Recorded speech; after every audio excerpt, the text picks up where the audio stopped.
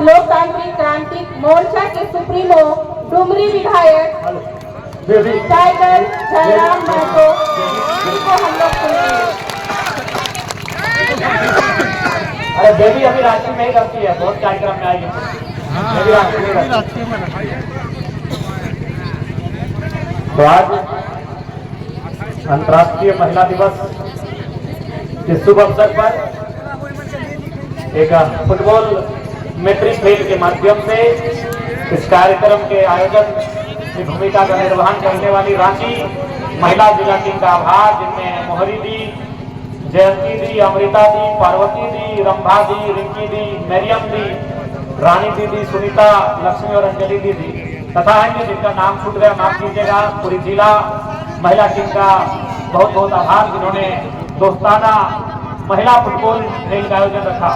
साथ ही हमारे बीच उपस्थित हैं सिल्ली से पूर्व प्रत्याशी बड़े भाई देवेंद्र नाथ महतो जी, तमार से पूर्व प्रत्याशी जयवंती मुंडा दीदी, कोल्हार से हमारी छोटी बहन देवी महतो, रांची जिला के जिला अध्यक्ष, महिला मोर्चा के जिला अध्यक्ष, अनुसूचित जनजाति मोर्चा के अध्यक्ष तथा तमाम पार्टी के कार्यकर्ता, सदस्यगण, कार्यकारिणी सदस्य, आप सभी को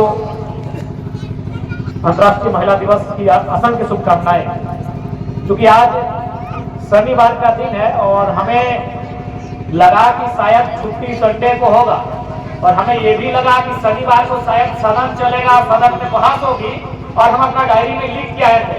हम लिख के आए थे कि कोयला पे लेके किस दिन बहस करेंगे, विस्थापन को लेकर सब बहस करेंगे, जेपीएससी चेयरमैन की नियुक्ति को लेकर सब बहस करेंगे। हम पूरा 20 दिन का शेड्यूल बना के आए थे कि कब कब हमको क्या बहस करना है। और 8 तारीख को, क्योंकि हमको आइडिया नहीं था कि 8 तारीख को शनिचर होगा, छुट्टी मिलेगा, आज हम अपनी डायरी में लिख के आए थे कि जब 8 तारीख को मेरा सदन में विधानसभा के अंदर जब मेरा नाम रखने का समय आएगा तो आज हम सरकार आसन के माध्यम से, आसन यानी जो सदन है, जो स्पीकर है, उनके माध्यम से राज्य की सरकार से आज हमारा मांग होता, डिमांड होता कि राज्य में 33% आरक्षण महिलाओं को तमाम नौकरियों में दिया जाए। ये मांग आज हम करने वाले थे,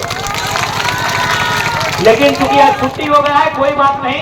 अभी हर एक विभाग का बजट पे चर्चा होता है। जैसे कल ग्रामीण विकास पंचायती राज के बजट पे चर्चा था, परसों कृषि विभाग के बजट पे चर्चा था, तो जिस दिन महिला कल्याण बाल विकास के बजट पे चर्चा होगा, हम आपको कह के जा रहे हैं और हम जो कहते हैं वो करते हैं। जब चर्चा होगा और उस चर्चा में जब हम भाग लेंगे तो पूरी मजबूती के साथ कहेंगे कि हमारी बहनों को, हमारी दीदियों को, आधी आबादी को कम से कम अभी 1/3 आरक्षण इस राज्य में देने का काम करेंगे तमाम नौकरियों में, चाहे वीडियो बनने का बात हो, सीओ बनने का बात हो, दरोगा बनने का बात हो, हवलदार बनने का बात हो, इंजीनियर बनने का बात हो। इस राज्य की तमाम नौकरियों में 100 में 33 महिलाओं को सुनिश्चित करना होगा, ये मांग है।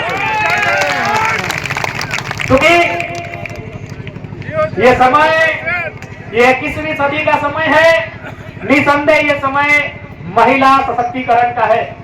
लेकिन हमें इस बात को नहीं भूलना होगा, जैसा जयवंती दीदी ने अपनी व्यथा को सुनाया, देवेंद्र दादा ने भी अपनी व्यथा को सुनाया कि हमने संघर्ष किया है, सरकारों ने प्रयास किया है और आम जनमानस में भी एक चेतना जगी है कि समय बदला है। लेकिन इसके बाद भी हमें इस बात को मानना होगा कि आखिर ये जो समाज है, जो कई हजार सालों से जिसका अस्तित्व है, इसकी सोच कहीं ना कहीं पुरुष प्रधान रही है। ये जो समाज है, इस समाज का जो आधार है, इस समाज का जो व्यवहार है, ये आपको मानना होगा। भले वो आपके भाई हैं, आपके चाचा हैं, आपके मामा हैं, या आपके पति हैं, या आपके कोई भी है तो पुरुष। और ये समाज का जो आचरण रहा है, व्यवहार रहा है, वो कहीं ना कहीं पुरुषवादी रहा है।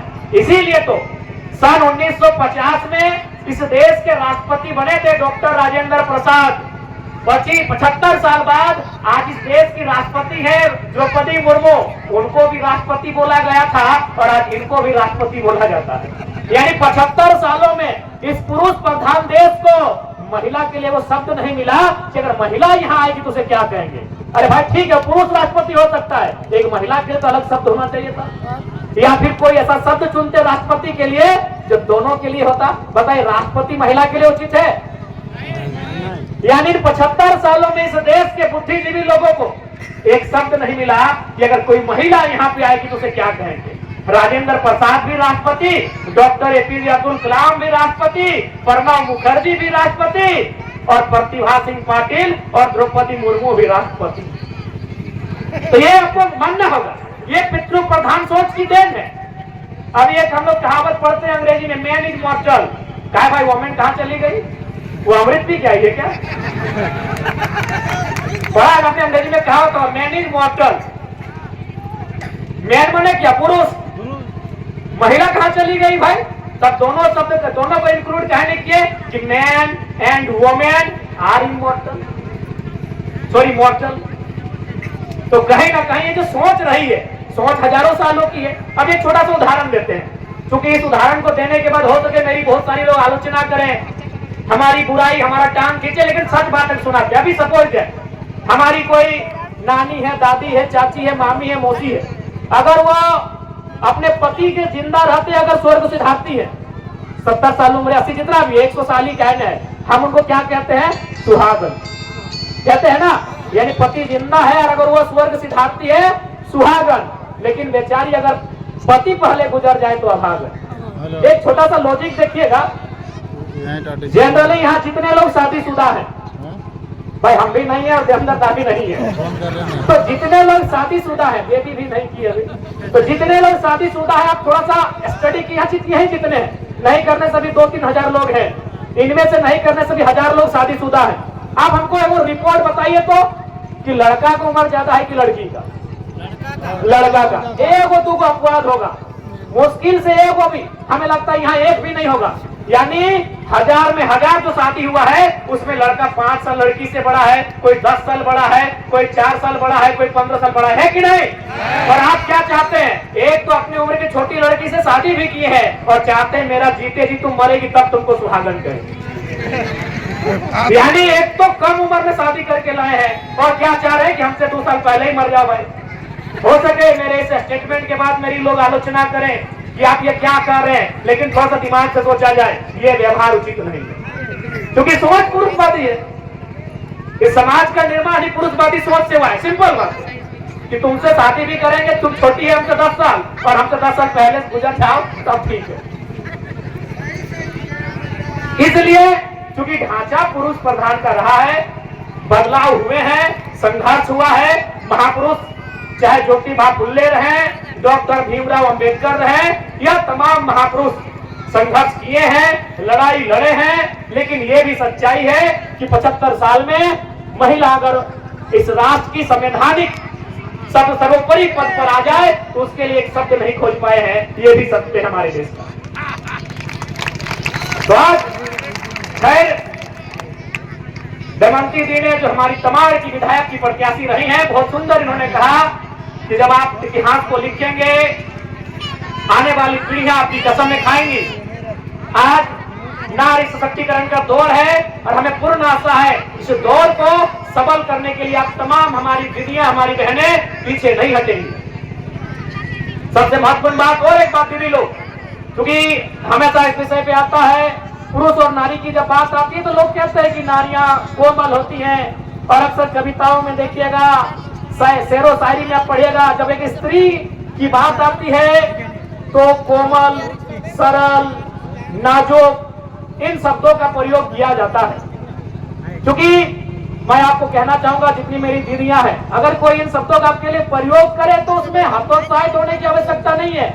ये विधि का निर्णय है आपके लिए, जिसने संसार को बनाया है। कोई ईश्वर कहे, कोई अल्लाह कहे, कोई वाहे गुरु कहे, कोई मरांग गुरु कहे, कोई बूढ़ा बाबा कहे, कोई प्रकृति कहे, जिसने भी ईश्वर, जिसने भी संसार को बनाया है, उसने वास्तव में बनावट की दृष्टि से पुरुषों की तुलना में स्त्रियों को मुलायम बनाया। मेरा तर्क सुनिएगा, क्यों हो सके मेरी आलोचना आप कर दें कि आप स्त्रियों के लिए मुलायम, सरल, कोमल शब्द का प्रयोग कर रहे हैं, लेकिन मेरा तर्क सुनिएगा। अच्छा, आपने मिट्टी के बर्तन को बनते हुए देखा है? अच्छा, अगर एक बात बताइए, अगर मिट्टी कठोर है तो क्या वो बर्तन बनेगी? नहीं बनेगी ना। यानी मिट्टी को पानी में गीला करना पड़ता है, यानी कोमल। मिट्टी अगर कोमल बनेगी तभी वो बर्तन बनेगी। आपने लोहा को देखा है, तलवार बनते हुए क्या जो लोहा कठोर है, रड के समान है, वो तलवार बनेगा? नहीं बनेगा। उस लोहे को अगर आग में गलाएंगे, तपाएंगे, यानी कोमल, उसके व्यवहार में परिवर्तन करके उसे कोमल बनाएंगे, उसे नाजुक बनाएंगे, तभी वो तलवार बनेगा। तो मेरे कहने का मतलब है कोमल उसको बनना पड़ेगा जिसको आविष्कार करना। आप बिना कोमल बने, बिना सरल बने, बिना कोमल बने आप आविष्कार नहीं कर सकते हैं। आप एक जंगल की लकड़ी को ले आइए, वो लकड़ी तभी सीधी होगी, जो लकड़ी टेढ़ी है वो लकड़ी तभी सीधी होगी जो कच्ची हो, यानी कोमल हो। अगर वो सूख जाएगी तो टूट जाएगी, लेकिन सीधी नहीं होगी। इसका मतलब क्या है? अगर आपको आविष्कार करना है, आविष्कार मतलब सृजन, आविष्कार यानी नया, तो आपको कोमल बनना पड़ेगा। और विधाता ने स्त्रियों को उनके गर्भ में आविष्कार का जिम्मा सौंपा।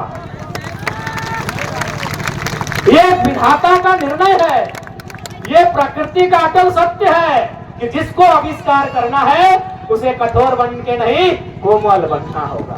तो यदि आपको कोई कहे कोमल, तो भैया उसके पीछे कारण यही है कि आपके गर्भ में, आपकी कोख में, चाहे देवेंद्र महतो रहे, जयराम महतो रहे या दमयंती मुंडा रहे, उनका आविष्कार हुआ है। हमारा आविष्कार आपके गर्भ में हुआ है। तो अगर आप कोमल नहीं होती, आविष्कार हमारा नहीं हो पाता। मिट्टी बर्तन तभी बनेगी जब वो कोमल बनेगी, कठोर मिट्टी से बर्तन नहीं बनता है। तो यदि इस तर्क को जानना होगा कि विधाता ने स्त्री के बनावट को कोमल सांचे में इसलिए ढाला है कि उसके गर्भ से सृष्टि का सृजन होना है। और क्योंकि समय नहीं है, हमको अभी फिर धनबाद जाना है, फिर सुबह रांची आ जाना है, बड़ी भागना है। इतना कहेंगे कि स्त्री इस देश के महान साहित्यकार मुंशी प्रेमचंद, उन्होंने अपनी कालजयी पुस्तक गोदान में लिखा है कि एक इंसान को महान बनने के लिए 3 क्वालिटी होना चाहिए: त्याग, सहनशीलता और क्षमा। अगर एक इंसान में 3 क्वालिटी है, त्याग, सहनशीलता और क्षमा, तो इंसान महान है। लेकिन एक स्त्री जन्म से 3 क्वालिटियों के साथ आती है, वो जन्मजात महान है। पहला क्वालिटी त्याग। त्याग समझा है यार? त्याग मतलब पप्पा के घर छोड़ के ससुरा के घर आए, त्याग है ना। सबसे बड़ा त्याग तो यही हुआ कि आप जन्म कहीं हुआ, फले फूले कहीं, खेले कूदे कहीं और दौड़ के चले आए कहीं, सबसे बड़ा त्याग। ये त्याग नहीं कोई कर सकता, ये जन्मजात एक स्त्री करती है, इसीलिए वो महानता की श्रेणी में आती है। क्या करते हैं ना, एक स्त्री बिहीन होती है, बिहीन बुझा? बिहीन, अरे धान लगाने से पहले बिहीन लगाते हैं। हाँ, हम लोग धनबाद बोकारो में बिहीन बोलते हैं या अफर बोलते हैं। आप क्या बोलते हैं? बिहीने बोलते हैं। तो एक स्त्री बिहीन होती है, कैसे मालूम है? जब बिहीन लगता है एक जगह, लेकिन उसको उठा के फिर लगाना पड़ता है पूरे खेत में। वही होती है स्त्री, लगती है कहीं और, जन्मती है कहीं और कहीं जाके संवारती है, सजाती है कहीं और। दूसरा क्वालिटी है सहनशीलता। आप समझ रहे हैं? सहनशीलता माने सहना, सहना। आप यही एगो उदाहरण लीजिए, यही अगर कोई दो पति पत्नी आए हैं तो उनको सामने लाइए, जिनका छोटा छोटा बच्चा हो, दोनों की गोद में छोटा छोटा बच्चा दे दीजिए, और सौभाग्य ये हो कि एक ही उसी टाइम या तो वो शौचालय कर दे या तो पैखाना करे। आप उसका भाव देखिएगा, एक मर्द का भाव देखिएगा और एक महिला का भाव देखिएगा। महिला के भाव में अंतर नहीं होगा और मर्द बोल गए इसको लेके जाओ। गलत बोल रहे हैं? सहनशीलता यानी धरती के बाद किसी में अगर सहने की क्षमता है, एक स्त्री में।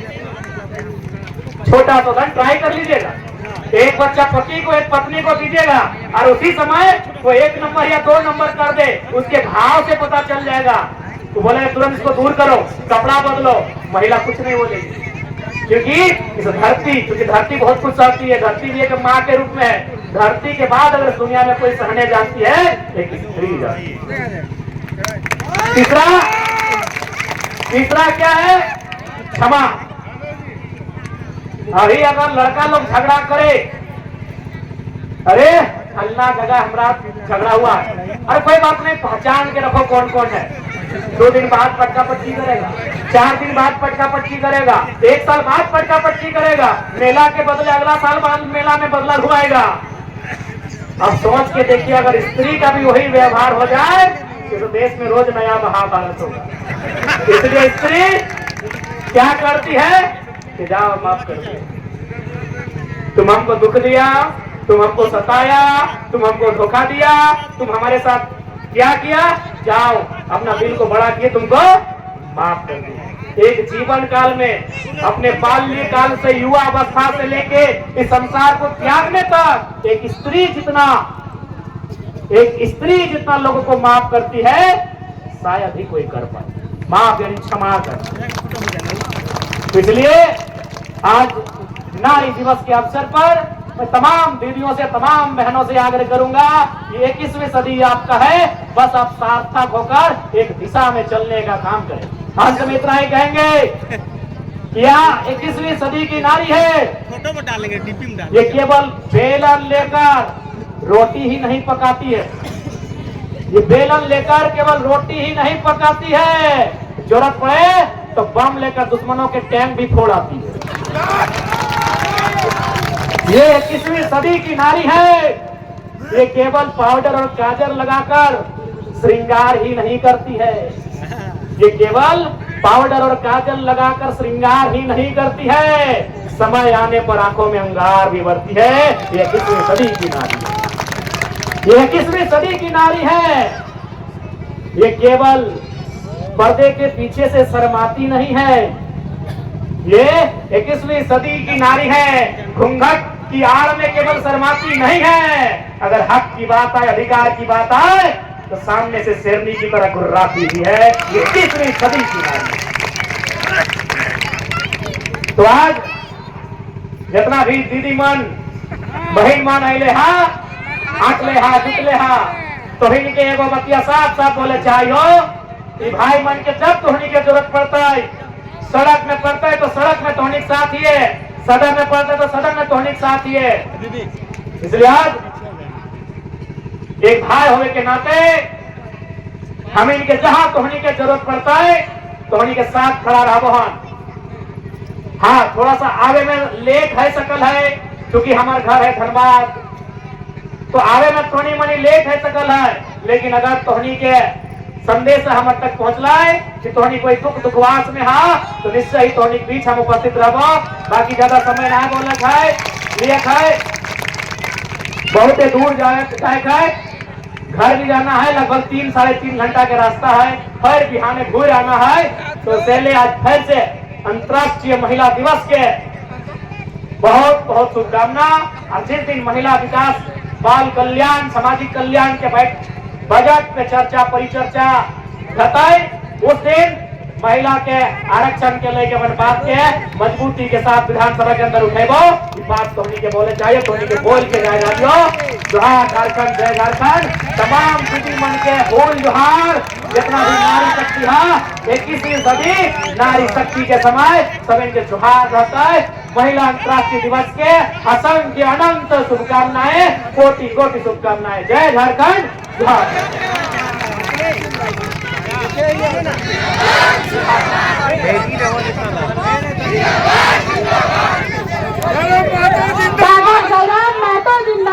जिंदाबाद, जिंदाबाद। टाइगर जयराम महतो जिंदाबाद। अभी पुरस्कार वितरण भी नहीं हुआ है। हमारी छोटी छोटी दीदी लोग जो दिल्ली से भी आई है,